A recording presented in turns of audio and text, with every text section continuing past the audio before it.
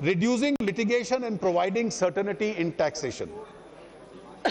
Madam, we are moving towards a lower tax regime with non-litigious approach.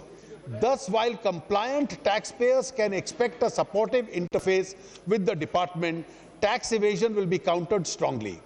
Capability of a tax department to detect tax evasion has improved because of enhanced access to information and availability of technology-driven analytical tools to proceed such information.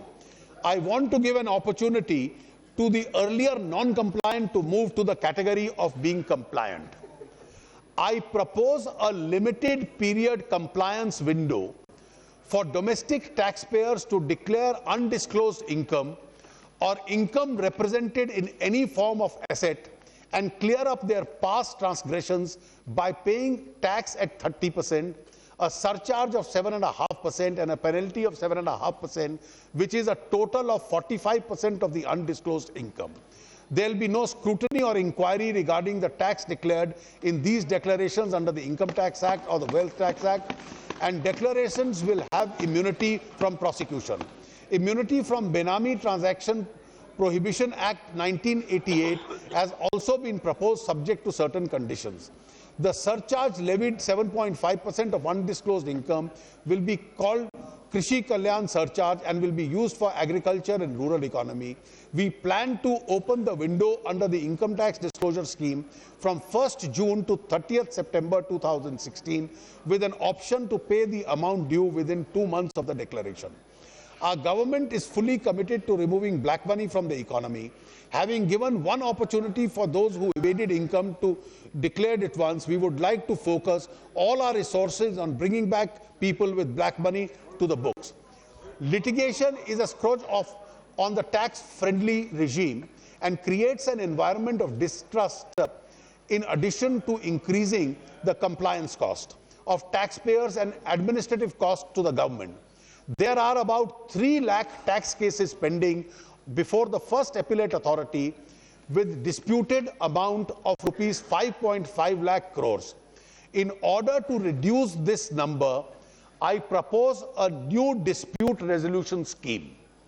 A taxpayer who has an appeal pending as of today before the Commissioner Appeals can settle his case by paying disputed tax and interest up to the date of assessment. No penalty in respect of income tax cases with disputed tax up to rupees 10 lakhs will be levied. Cases where disputed tax exceeds 10 lakhs will be subjected only to 25% of the minimum of the imposable penalty for both direct and indirect taxes.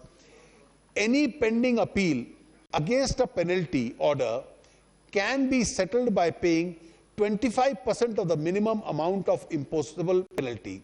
Certain categories of persons, including those who are charged with criminal offences under the specified acts, are proposed to be barred from availing of this scheme.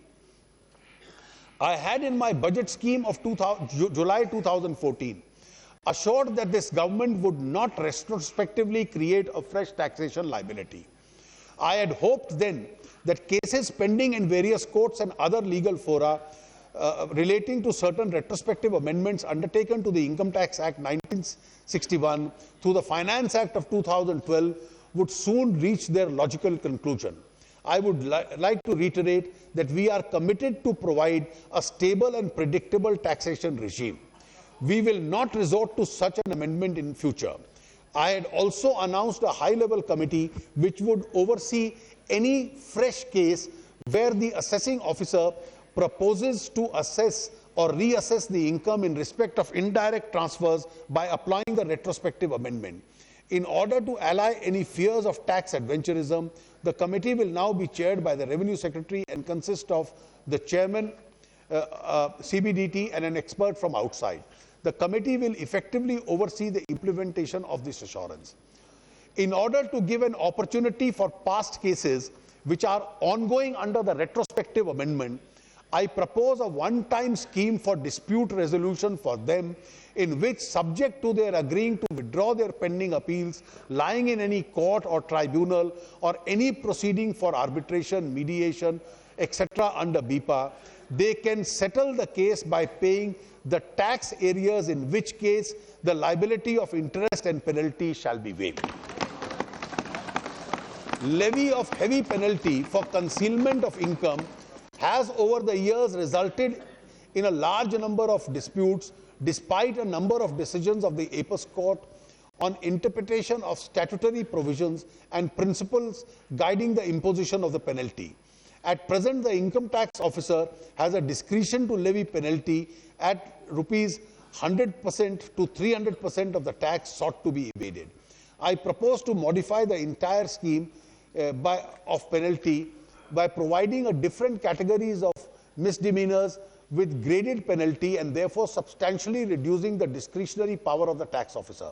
The penalty rates will now be 50% of the tax in the case of underreporting of income and 200% in tax where there is misreporting of fact.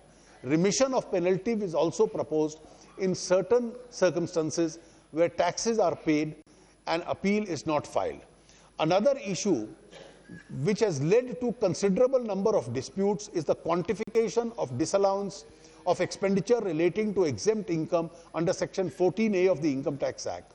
I propose to rationalize the formula in Rule 8D governing such quantification. The said rule is being amended to provide that disallowance will be limited to 1% of the monthly average value of investment yielding exempt income, but not exceeding the actual expenditure claimed.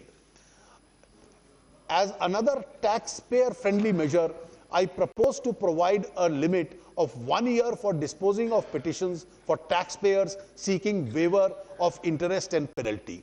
The Income Tax Department is also issuing instructions for making it mandatory for assessing officers to grant stay of demand once the assessee pays 15% of the disputed demand, while the appeal is pending before the Commissioner of Income Tax Appeals.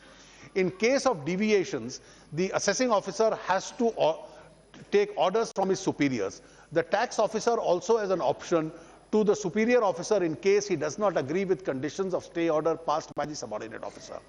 In order to remove the backlog of cases, we are creating 11 new benches of the Customs, Excise and Service Tax Appeal Tribunal, CSTAT. The monetary limit for deciding appeal by a single member bench is proposed to be enhanced from rupees 15 lakhs to rupees 50 lakhs.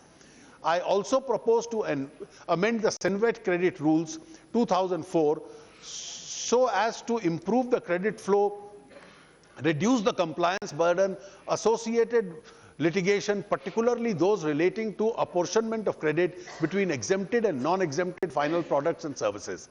The amendments in these rules will also enable manufacturers with multiple manufacturing units to maintain a common warehousing for inputs and distribution of inputs with credits to the individual manufacturing units.